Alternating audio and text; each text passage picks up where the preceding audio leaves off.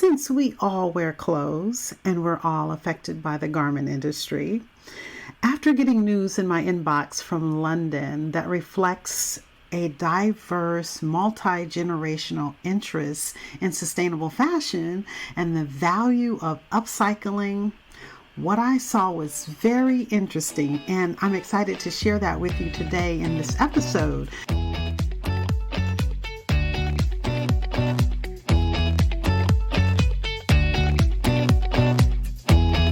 Hi friends, welcome to Start Living Sustainable. I'm your host, Cynthia Harvey Brown. In this podcast, I'm going to help you discover sustainable ways to improve your overall health and well-being in your home.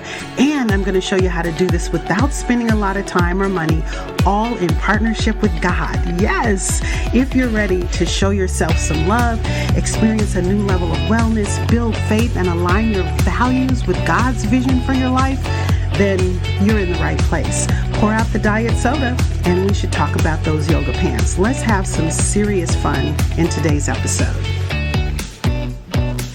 Today and every day, countless products and practices in your home impact your well-being, often in ways that you don't even realize. Did you know that living more sustainably begins with knowing what's inside your home and what you need to get rid of and what we need more of? I know you want to live well and maintain your health, but have you ever paused to consider that the products and practices that are in your home might be undermining those goals?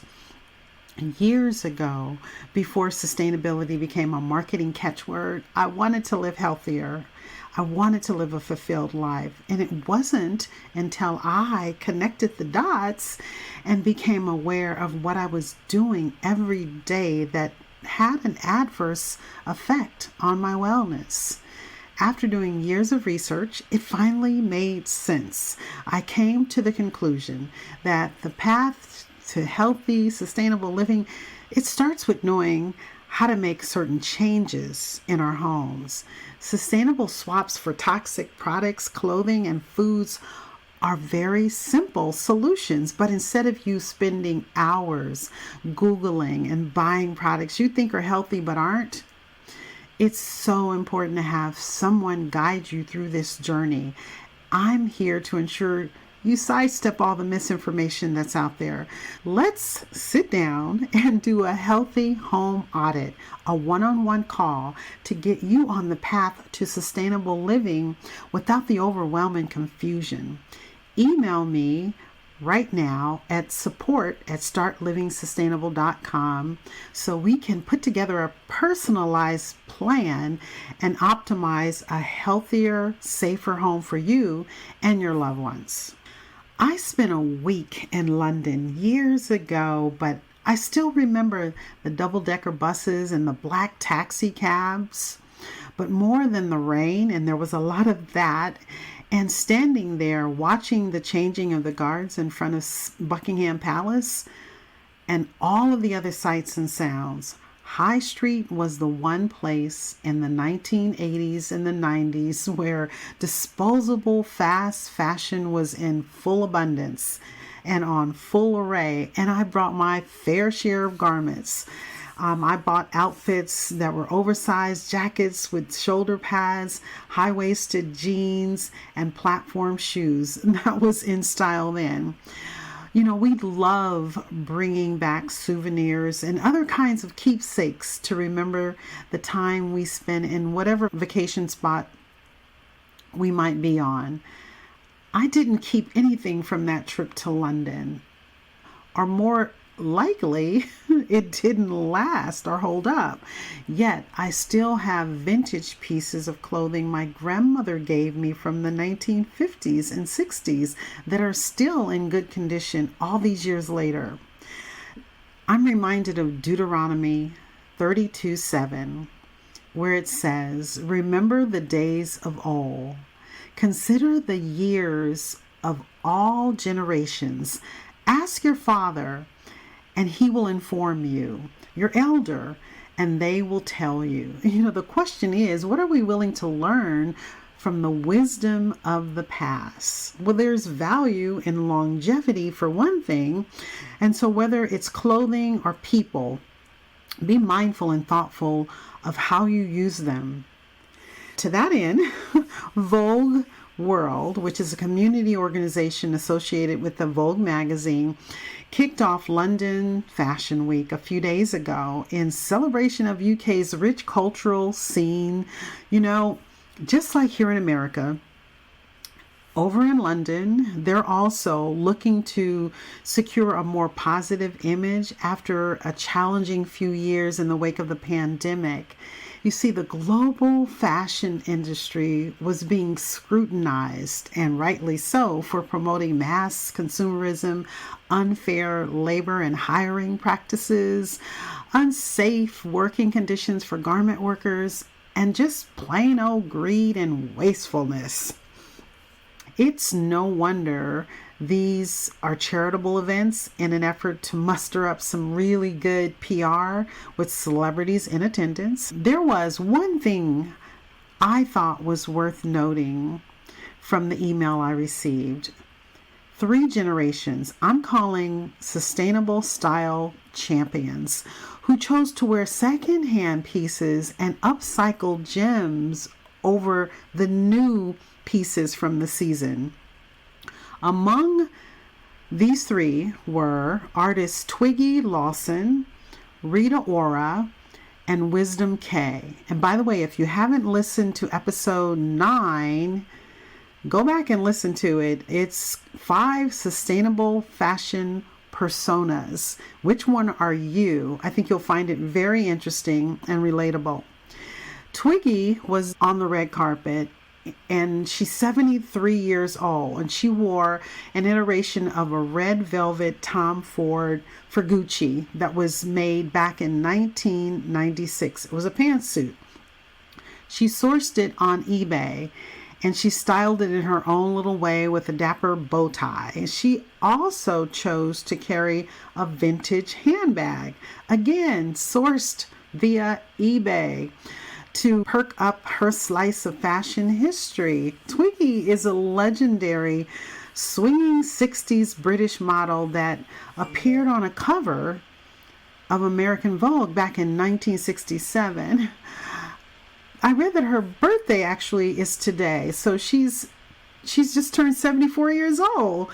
Twiggy was flanked in this image on the red carpet by fellow eBay sustainable style champions, Rita Ora and Wisdom K. Rita Ora, I had not heard of her. She's 30-something, and she's also British. She's a British singer and songwriter. She rose to prominence in 2012. She wore this pre-loved black Alaya gown with jazzy eBay bangles on her wrist. Now, when you hear pre-loved, I love that word because Shift in Season, my collection, we do Love Again jeans. It's the same concept. It's about using something that had already been worn or used and redoing it, repurposing it, making it new again. And so that is one effort in recycling and reducing waste. And then there were 3. Wisdom K. That's his name. He's a 19-year-old male Nigerian American model and TikTok personality, I guess, known for his fashion-related videos. As such, Vogue considers him one of the best dressed guys out there. He also wore pieces that he found shopping on eBay. So what does this tell us about this cross-generational appeal of eco-friendly choices and how each generation looks at this movement? Because there is a generational interest in sustainable fashion. When you look at the big picture, more and more people from all generations are making eco-friendly choices. The silent generation, which were those that were born back in 1928 through 1945, when they think about or thought about sustainability, there was a connection to frugality and making do with what you had. And they value quality over quantity and buying long-lasting pieces, and they were used to reusing and repurposing. Really, they were the original recyclers, so we can thank them for that. Baby boomers born 1947 through 64, the boomers were the advents of the environmental movement in the 60s and the 70s, valuing sustainability. And they have this sentiment for vintage. They value vintage and heirloom pieces. And interestingly enough, they learned this from the generation before them. And I'm finding that the newer generation is also picking up some of these same values, taking care of something that maybe your grandmother or your mother gave you. And then there's the Gen Xers, are born 1965 through 1980, and they bridge the gap from the introduction to fast fashion, now over to sustainable consumerism. And the Gen Xers are the ones that are really pushing the envelope when it comes to thrifting and secondhand shopping. They were the early adapters of sustainable fashion, and they're all about eco-friendly materials. The millennials, born 1981 through 1996, they're the ones that are truly driving the sustainable fashion revolution. They are advocates for transparency, for ethical sourcing and manufacturing. They're also the ones that's embracing technology for sustainable solutions, including apps, platforms, and other online communities, including eBay. The trend in this generation is towards minimalism, and they are all over the capsule collection and wardrobe. And I like that about the millennials. The Gen Zs, these are the ones born 1997 through 2012. They are all about DIY. They're the generation that's wanting to customize and upcycle whatever they can get their hands on. And the importance of this generation is that they are eco-conscious, and they are making decisions based on the ethics of brands that they're researching or they're hearing about from friends. And they're driving this viral trend promoting sustainability on social media platforms like TikTok, challenges, and Instagram thrift hauls. And the rise of the sustainable influencers are great among young eco advocates. These are the ones that are really pushing the envelope. Now, the Generation Alpha, these are the younger ones that are born in 2013 and later. They have an early exposure to sustainable concepts via media and education. They're learning about it in school because their teachers are oftentimes millennials who are really all about sustainability. And the Generation Alphas, they have the potential to really push the trajectory of sustainability into the future, because they're driving a lot of the current trends that are in the news and becoming popular. Now, what I do want to say is that the older generations, it's really our responsibility to share with the younger generations the things that are valuable and help them to understand how to reduce waste, adapt new habits, and make smarter choices than maybe we did. So just to wrap this up, sustainable fashion is really cross-generational. I'm seeing it all over the place. I'm seeing it grow, and the momentum for sustainable fashion is something that people want more of. So that's promising for the future of eco-conscious consumerism. I believe it's not a trend. I believe it's here to stay, and it's going to become the standard. And the best part about it is that it's healthier for us, both mind, body, and spirit. Go ahead and jump on board and learn what we can now.